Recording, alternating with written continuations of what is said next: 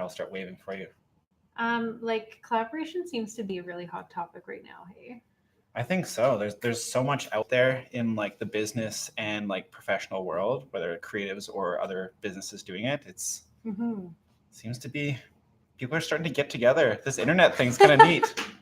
Yeah. The internet's like made collaboration like a super profitable revenue stream for clients and for businesses.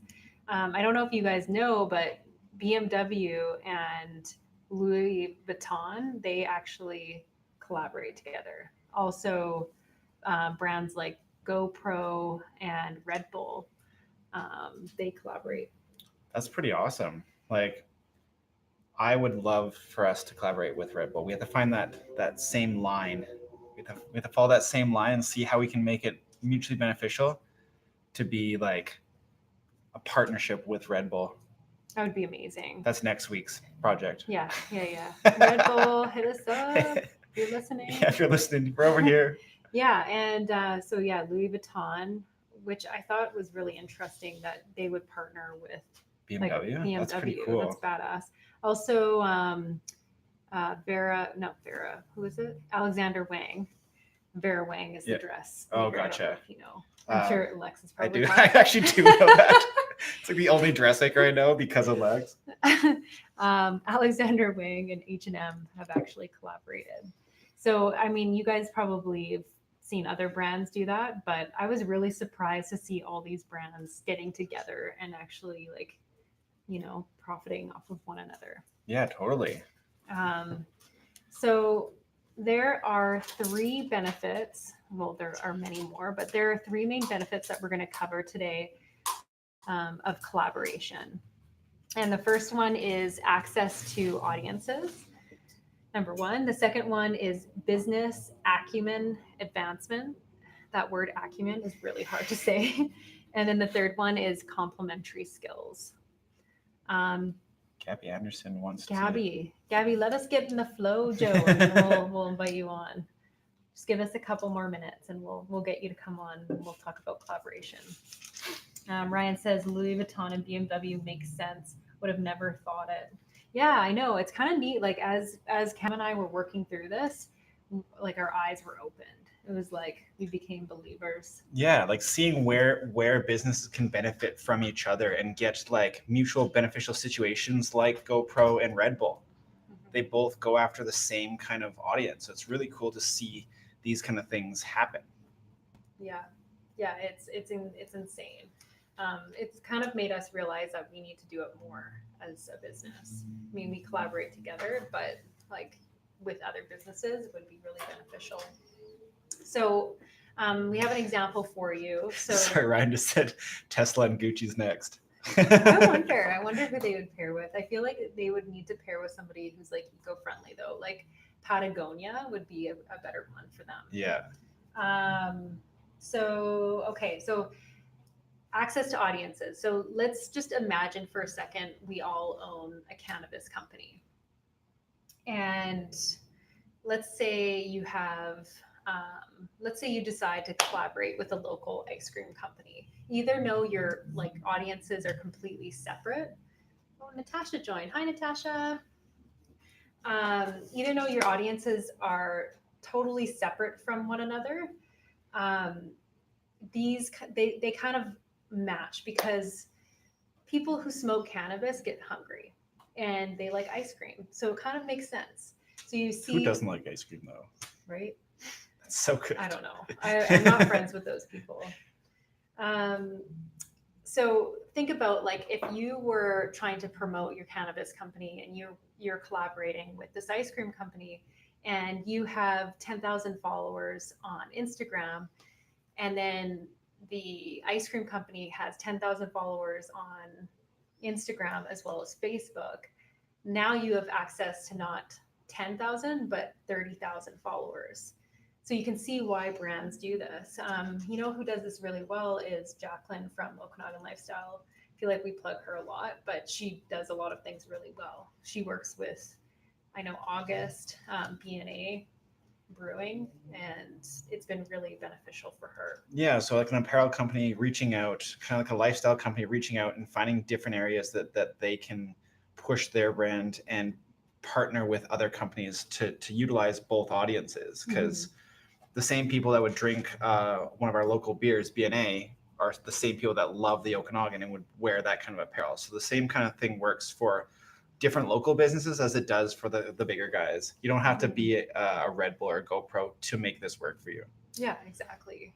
I don't know if you guys can think of anybody else, but we'd love to hear your feedback on different brands that you've seen collaborate and do it well. Hi, Jamie.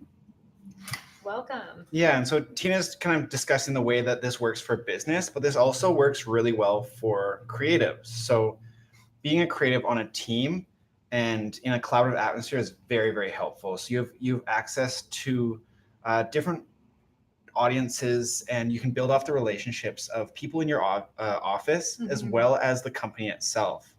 So as an example, just by being here, being at a less like having a lesser audience than yourself or as Hiilite as a brand, this helps me as a person get in connection with other creatives that I wouldn't have the ability to connect to. I don't know. I feel like we benefit from you though, because you've been getting lots of messages. Start reaching out at Cam Schreiner.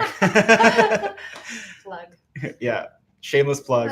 But it's awesome. So by utilizing your collaborative atmosphere and collaborating within a team, so being at an agency, not just being a solo creative, it really helps out to have these people around you that you can build off of for their audiences and for their connection that they have. Or if you are kind of a solopreneur, if you are out there as a single creative, find your own little community. Find collaboration in whatever way works for you, whether it's going out networking, meeting up with certain people, or going to those almost those collaborative workspaces. Start working those collaborative workspaces because those relationships are so great. Kind of scared. Like Scared? I don't know why. Like looking over your shoulder, like this person's taking my ideas. No, I just like I don't know. I feel like I'm not cool enough to go to those places. Oh, I definitely am not.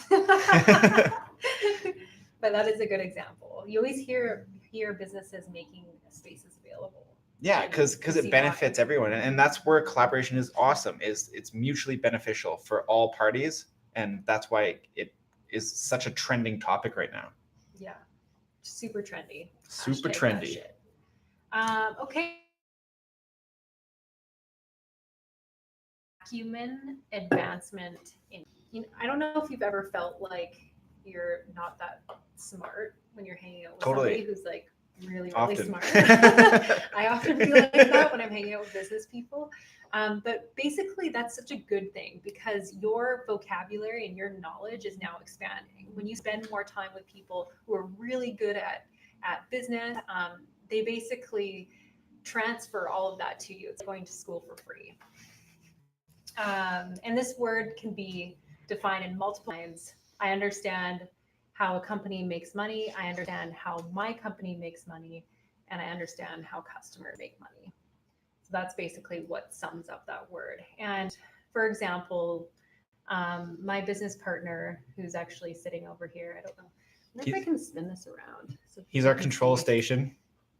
He's our controller right now. Say hello. Hello to the world. So he's like he's amazing with business, and he's also an engineer. So he can do all these like cool technical things that I have no idea how to do. So I learn a lot from him. So my acumen has expanded greatly from him. And so do our clients. So he not only gives marketing advice, but he also gives business advice. So it really helps them with their business. What about the creative version of this? Yeah, because I think it's awesome to have that business connection and allow not only your clients to get something from you, but like learn it themselves so they can go out in the world and be better business people. Yeah. It works the same for creatives. By working in isolation, you do have a lot of resources available to you, like YouTube and Skillshare and all these different things. But there's something almost like osmosis like by working in a collaborative environment.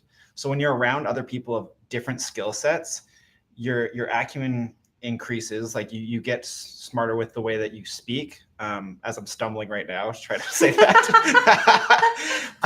But you also gain We're more, visuals, right? right?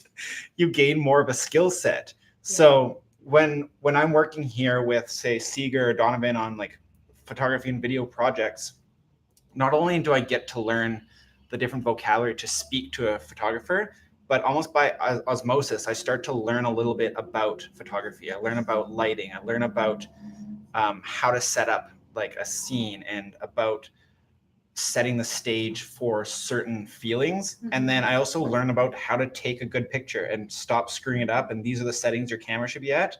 So you learn all this just by being in a collaborative environment that I wouldn't really get on my own in isolation, because I would have to take the time to go YouTube this and learn about it. But just by being in a project with them and standing in them, I start to learn this by osmosis. I'm pretty sure that's how it works. Well, I love that. And not every creative space allows for that. Like some people don't really, they don't really like you. Pardon me? You know, not like you, but they don't like, I didn't finish my sentence. They don't really calls like me you out on coming air. in. People don't really like you. no, that's not what I meant. They're not always like super receptive to give you feedback or that collaborative environment. So it's Totally. up to you to really create it. And I think by starting to be vulnerable, like being vulnerable yourself and like